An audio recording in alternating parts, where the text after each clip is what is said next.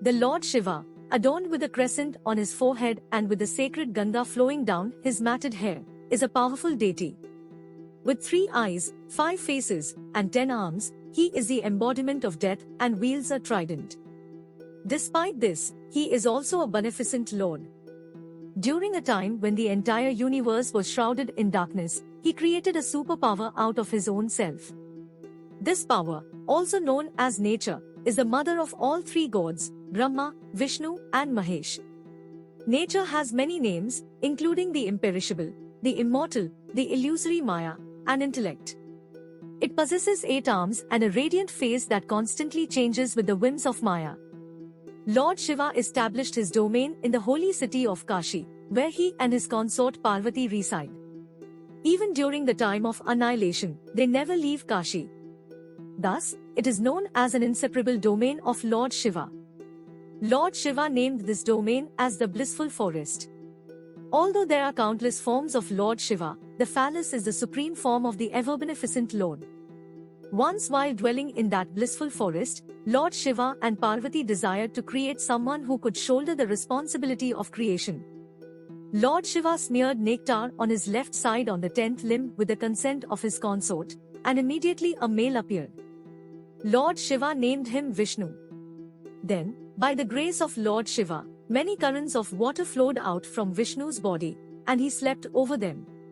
Since he slept on water, he came to be called Narayana. From that primordial being called Vishnu, all the principles evolved. First of all, from nature, the cosmic intellect cropped up. Then the 3 attributes were born. Out of the attributes, the cosmic ego arose, from which all the essences, the 5 elements, and the senses of knowledge and action were born. All these 24 principles were created by Lord Shiva's will. Having absorbed all the 24 principles within his bosom, the Supreme Being Narayana enjoyed a slumber in the holy waters at the behest of Lord Shiva. As Lord Narayana slumbered in the holy waters, a magnificent lotus emerged from his navel. Lord Shiva desired to create a being who could take on the responsibility of creation, and so he created Brahma from the lotus.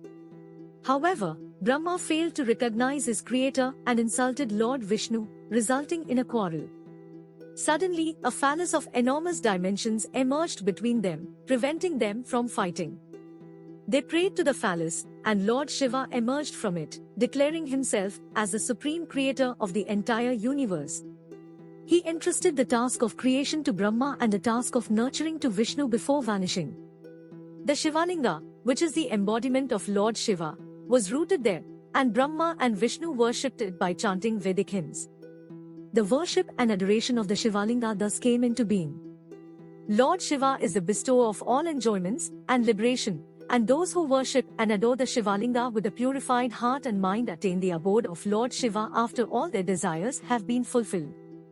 The main message of this story is that Lord Shiva is the supreme creator, and he alone assumes the forms of Brahma, Vishnu, and Mahesha. The worship and adoration of the Shiva-linga with a pure heart and mind can lead to the fulfillment of all desires and the attainment of the abode of Lord Shiva,